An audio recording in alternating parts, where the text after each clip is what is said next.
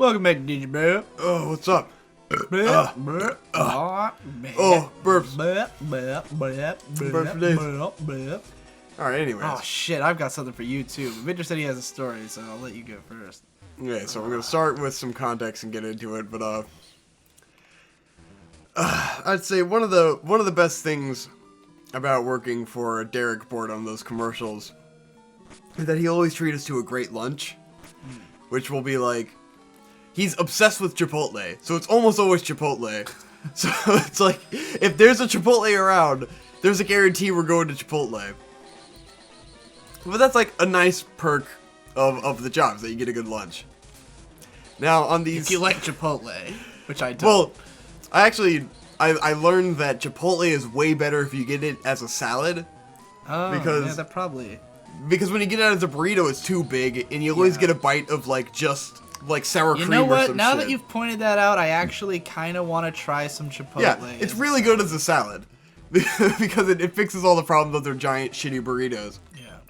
But, on these student films, you don't have the luxury of getting Chipotle. And basically, what they had done is everyone pitched in $50 at the beginning, which I wasn't part of, but I guess everyone in the class, including Professor Snape, pitched in $50 to have their food budget for the 3 days. So, $50 between like probably 20 people, that's a lot of money for food. And yeah, they're trying to feed a lot of people, but like, they should have enough money to feed you something decent every day. You said $50 for 20 people? $50, no. Each of them put in $50. Okay. So everyone pitched in $50 for lunch and dinner on 3 days. Like... They should have been able to get something decent, but they always went for like the cheapest possible thing. I gotta crunch the numbers on that. I mean, really, that just means everybody's paying $50 for themselves for lunch and dinner for 3 days. So 2 meals a day. So that's 6 meals for $50 for each person. Yes. 6 meals for $50. How much is that a meal? It's less than $10. It's more than 5. Yeah, so. But you're also, when you pitch in and you get catering, it adds up to a lot cheaper. Anyways, let me finish. Because they always went for the cheapest possible thing, right. Which fucking sucks. Because it's always like, first day it was like cheese pizza, not too bad. It was weird that they only got cheese. Like, they didn't at least go for pepperoni, you know, have pepperoni and cheese, some variety. Hey, they went for cheese pizza, the cheapest, shittiest cheese pizza, and you're just kind of like, alright, cheese pizza. And then the second day, cheese pizza. That was actually decent. Like, they went for yeah, but then you only get 2 slices because it's you're feeding a whole bunch of people. So 2 slices of cheese pizza when you're doing a 12-hour workday is like it sucks. Yeah. And then the second day, for lunch we're supposed to have some kind of great chicken, but we ended up getting Chick-fil-A chicken nuggets, and it was like limited to 8 nuggets per person. So. Like, I ended up eating way more because a lot of people didn't eat their whole portion, but it was like, you're gonna feed me 8 chicken... I got up at 3:30 to come out here, and now it's 12, and you're feeding me 8 chicken nuggets? Like, go fuck yourself. And then for dinner, we had a Taco Bell, and everyone was allowed to have 1 taco, and it was like... That's it. It was pretty much... What else did we have? It was like 1 taco and 1 something... No, it was just a 1 taco, and then they had, like, a tray of, like carrots and broccoli and stuff, like, right. This is weird. I was like, dude, I'm not, how am I getting fed 1 fucking taco for dinner? I'm gonna lose my mind. But, in a 16-hour work shift. Yeah, it's just fucking insane. And, like, the last day, we have lunch, and it's Wendy's, and we were allowed to have 1 Wendy's dollar menu chicken sandwich, and 1 Wendy's, like, 5-piece chicken nuggets. And I ate that, and I was like, I'm losing my mind. I'm like, I've worked up to this point, like, 36 hours. Were you not allowed to just buy your own food? Which, if you yeah, but, to? like, for me, I can't really leave because like, it's important that I'm always there. But then, on this day, we had, like, an hour-long lunch break, and we had this food, and then Snape comes up to me, and he's like, dude, do you want to go to Starbucks? Because he will leave every possible chance to go get Starbucks or, like, some kind of coffee. He'll always dip. And so today he's like, dude, you want to go get Starbucks? And in the car, he's just like, yeah, there's also no way I can survive on how much food they gave us. And he was just kind of mad because he's like, dude, I put in $50 for food too, and they're feeding us nothing. Yeah. Like, they're doing these giant days and feeding us nothing. And I'm like, yeah, it's kind of bullshit. And I'm doing this for free. I'm a volunteer. Right. And I'm getting fed fucking nothing. And so we go... In fairness, you did not put in $50, so... I put in 43 hours of work for no pay, okay? I put in $50.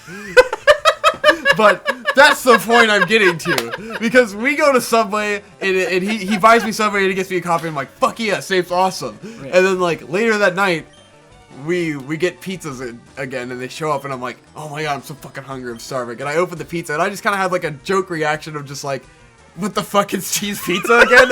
Like, are you guys for real? Because it's cheese pizza. Like, out loud you said that? I was just like, really? Cheese pizza?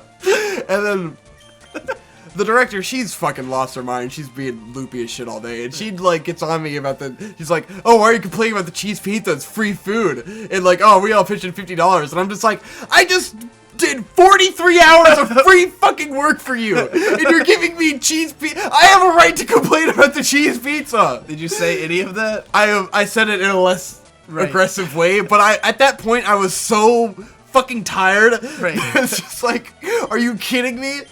Like, do you realize I just volunteered all of this work, like, in a key position? You know, this is not just like off to the side position. This is, in the past, we've always hired professionals for this and paid them. Right. Like, I am doing a key position out of the kindness of my heart.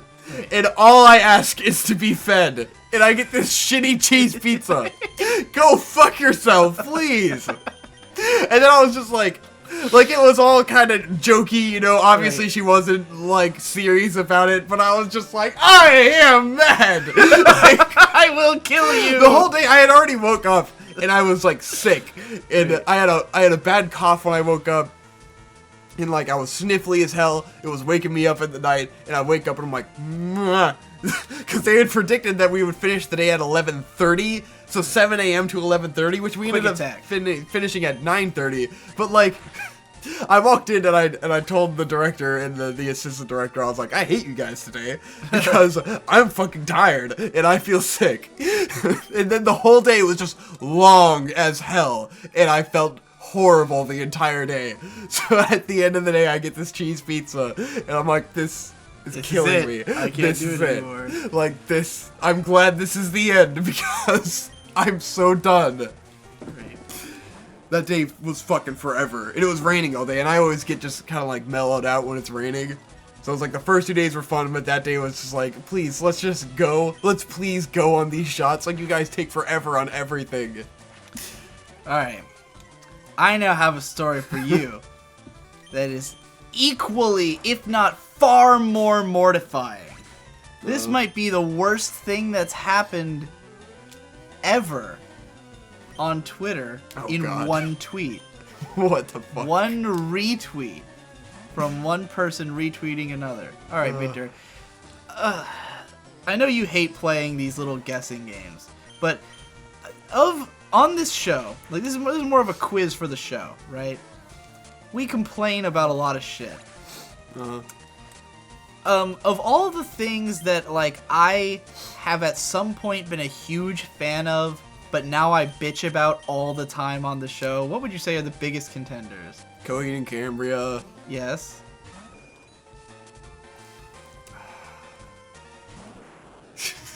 It's more of a recent one. More of a recent thing that's recently been like, this sucks now. I don't know. Game Grumps. Game Grumps. Now, a while back on Game Grumps, not too long ago, but like a few months ago, Dan was talking about how Game Grumps found out that Coheed and Cambria were big Game Grumps fans. Particularly, like, Claudio is like a big Game Grumps fan. Oh, no. And they were like, holy shit, like, they couldn't believe it, but it was apparently true. Today, Egoraptor retweets from the official Coheed Twitter a photo of Claudio in the Grump room doing a Game Grumps recording. They have done a guest Grumps with Claudio Sanchez, and when I saw it, oh no, there was a part of me deep inside who was like, this should be the most exciting news I've ever heard. Yes. And instead, this is the most devastating news I have ever heard. Oh my god. What could possibly be worse? Why? Than... This is so amazingly ironic. Yeah. It's like devastating, right? Isn't it like torturous to think about? Look, I know it means a lot more to you than it does to me. That's hilarious. I mean, particularly that on this show, like, those are the two things. We have to. I can't wait for this episode to come out so we can talk about it afterwards. Dude, I was so sullen after finding this out, because I went for a walk with Shade, like, not long afterwards, and I was like, I just want it to be out so I could rip the Band-Aid off. Like, I need this to be out so I could just get it over with. Oh my god. And be able, because I told my friends, I was like, this is gonna be my next Sword Art Online. Like, this is gonna be something you'll never hear me stop talking about, because I can't believe it's real. Like, Coheed and Cambria, a band. Claudio Sanchez. I want it to come out and they played like that Animal Crossing game, like. Like that would wreck terrible. Me. Like that fucking Animal Crossing board game. Oh, I hope they at least played something Claudio's a fan of. That might be cool. Ass. Like if he played some like 80s game that was like an influence on him or something, that might be actually kind of cool. Yeah. But like, oh man, because it's like, it's Claudio Sanchez, the leader of the band, the songwriter. Claudio freaking Sanchez. This is a man who I would say was probably one of my biggest influences, and just generally people I looked up to as a young upstart creative, lad. The way that Claudio wrote his lyrics and the sort of subject matters that he was interested in were like really impactful to me, because when I was a teenager and I was into music, all I did was write lyrics and write songs and write poetry, and it was all like totally ripped off from Coheed and Cambria style, and other bands I was into, Their first 4 albums are all fantastic albums that have enriched my life throughout the years, all stuff I love, stuff that matters to me now, because even if I wasn't that into the music anymore, like, just, a lot of people say, like, guys like Jesse, he'll often say that, like, to him music is all about like the memories it evokes, like he doesn't really feel much about music as like a thing that you listen to, that new stuff. Like, to him, he listens to old shit because it reminds him of his past and what he was doing when he was listening to it. I don't usually feel that way. I usually like music purely for the aesthetic appreciation of it. But with a band like Coheed, I have such a long history with them that they totally have that. Like, I don't think if I heard a Favorite House Atlantic today at random and like didn't know who it was, would I be into that song? I don't know. Not at all. But I have such a history with a Favorite House Atlantic that it's like, this song's amazing, I mean, I'm not saying I would necessarily hate the song if I heard it now, but I don't know. I don't think I would care that much. Yeah. But like, but this band has gone to shit. Their last album is fucking garbage. The album before that was not good. The album before that was okay. Their latest album fucking sucks. And like recently, because I've been complaining about them all the time on the show, everywhere, Dad recently sent me an article it was like an interview with Claudio Sanchez, and it was called like why Claudio goes into why he dropped the sci-fi concept for the latest album and everything. Because the first 5 Coheed and Cambria albums were all telling this one epic sci-fi story, right? And like, it was always planned to be 5. And Claudio he's always said that like, the lyrics are basically about his his personal life and feelings, but he wraps them up in this sci-fi context, which is fucking obvious because the main character is named Claudio. So like, no one was being fooled there, Claudio's love interest was his girlfriend's name backwards, Nuo Ikin, which is Nikki Owen, who I guess he is not the woman he married, so maybe that's awkward to have that. Although I'm pretty sure Nikki, she gets like written out of the story pretty early, and like part of it is about like the growing distance between them, so maybe that was relevant even then. But like, anyway, it was always a thinly veiled his life story, but with sci-fi trappings, This Kangaskhan is really eating shit, and all I want to do is use counter, because I think it'd be cool. And it can't get me. There we go. Mega Punch. And it just kills you in one shot. Nah, son. Well, boom, bitch! Alright! Oh! That was nice. That's all I wanted to do, man. So, yeah, so Claudio wrote this, or did this interview, because, like, the first 5 albums are part of the story. Then there was the Afterman albums, which are, like, tangentially related to the story. But then their new album's, like, not a story at all. It's just, like, you know, normal fucking lyrics. Yeah. And he was saying that, like, you know, he was saying, oh, you know, I used to try to conceal my emotions by hiding them behind this story and everything, because I didn't want to be up front and, like, confront the things in my life. And now I just feel like, you know, I'm a father now, and I'm married. I didn't even know he was a father now, but he's a father now, and he's got all this stuff. I was like, you're old. You're fucking old and lame, is what you're saying. You've gotten old. You don't give a fuck about cool shit anymore. You're just making, like, dumb, shitty, gay old people music, you know? Yeah. It's not cool. And I was just like, this article is exactly what I thought, you know. I get it, man. You're old. You're like, he's probably in his 40s or something. Dude, where the fuck do I get the coin pouch? I thought I'd get that in here. No, you get the coin pouch from just a guy in the bar. I thought I talked to everyone in there. No, not in there. In the bar. There's a bar, like, across the street, and a guy just like, I lost too much at the slots here. Is it this place? No. Yeah, it's further down, or to the left or something. Son of a bitch. It's in town. You just go talk to a guy. Damn it, that's all I wanted. You had to go there for the Sylph Scope. I knew I needed that there, but then I was like, down. I couldn't remember where to get the other thing. It's one of these fucking buildings. There's a bar, and there's a guy who gives it to you. I went into all these buildings. One of these, I don't fucking remember which one. Maybe I didn't talk to everyone at the bar. Yeah. This. There's a guy here who was like, I should have just talked to this guy. Not or that guy. Probably this guy. He was bald. Yeah, there you go. Wow. He's going straight, so he doesn't need the coin case. Let's go gamble, motherfucker. Yeah. Anyway, so Claudio sucks now. And then the Game Grumps, man. Who are really, I think, in the same exact boat. They're fucking old. Yeah. Egoraptor's pushing 30. Dan's in his mid-30s. Fucking Ninja Brian's like 40. I don't know how old Ross is. They're all in their late 20s. And they're all working on stuff that they're really passionate about, you know, which is cool. But Game Grumps is obviously phoned in. Like, the show, they're 90-something episodes into fucking Mario Maker.